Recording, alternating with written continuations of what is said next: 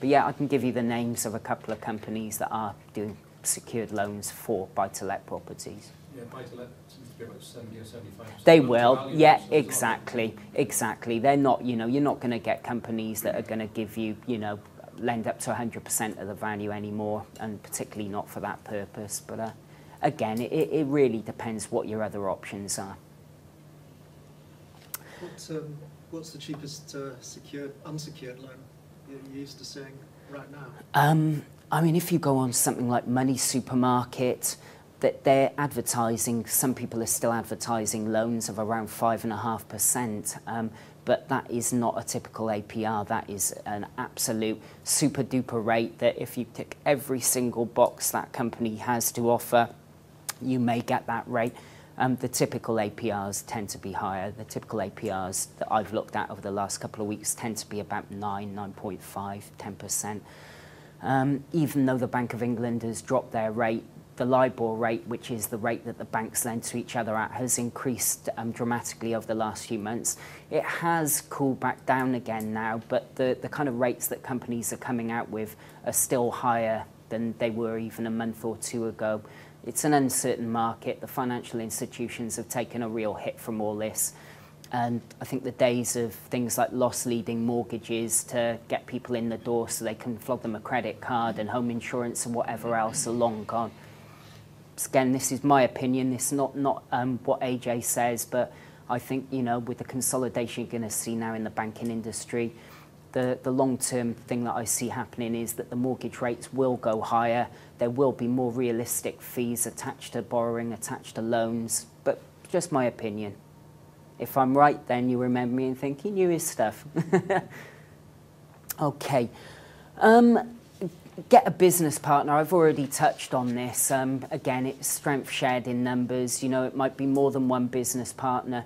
You might do it with a couple of family members or close friends.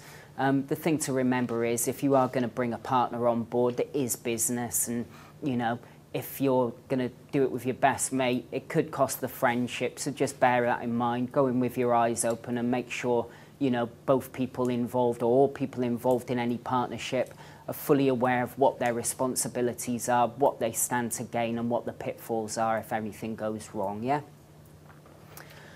The last one that we said, well, last but one, get a 100% loan-to-value residential mortgage. How many companies out there do you think are now offering a 100% mortgage? No, probably none.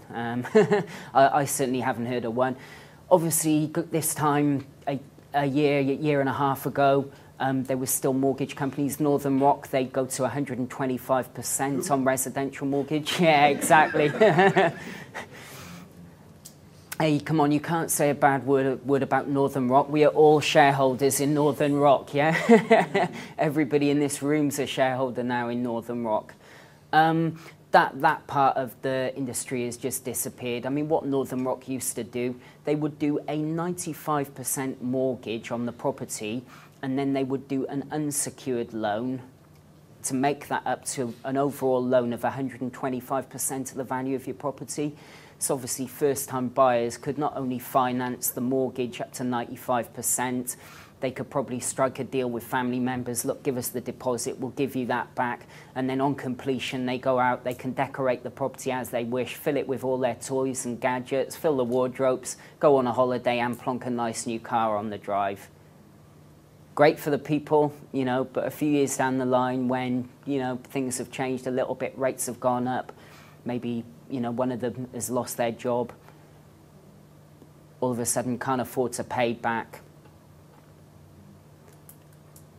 Just to go off subject a bit, in terms of the credit crisis, I mean, I'm sure everybody in this room has found some effect of that when you've gone to try and raise finance or some other reason. Does everybody in it understand what was the origins of the credit crisis? Don't just say America. I mean, I'm sure there's more than one factor, but the main reason that is bandied around, you had mortgages in North America, ninja mortgages, no income, no job, no assets. So companies going out, signing people up for mortgages that, number one, they couldn't afford because they didn't have income, they haven't got a job, they got no assets to take. What these companies were doing is getting, you know, plenty of mortgage customers, filling books of mortgages, and then selling those books on to larger financial institutions who thought they were buying, you know, a mortgage book of fairly decent customers, didn't do their homework on it. What they ended up is books of high-risk mortgage customers who could not afford to pay on the repayments.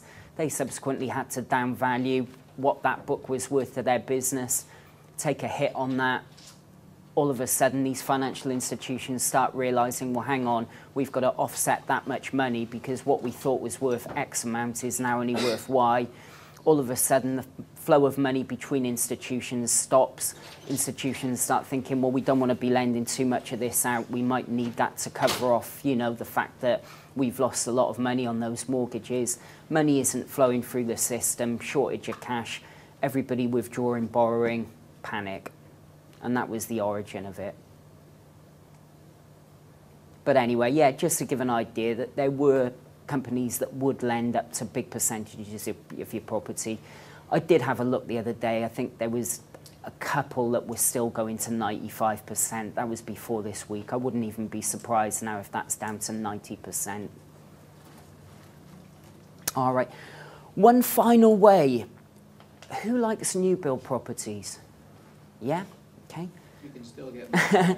Yeah, I was going to say, you go get a new build property now. If that property, say you're buying a 2-bedroom flat somewhere, you know, they thought the value was 120,000. Well, this is a brand new property. Would you pay 120,000 for it?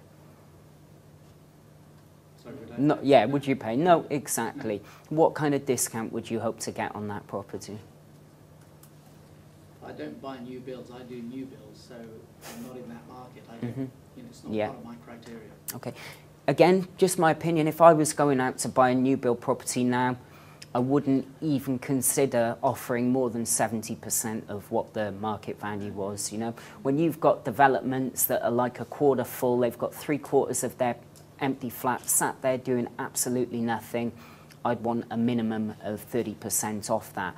I don't know about different parts of the country, I'm not an expert. In Cardiff, we have certain developments like that at the moment where they are gifting the vendor with like a 25% vendor deposit in order for people to get a mortgage to get the property.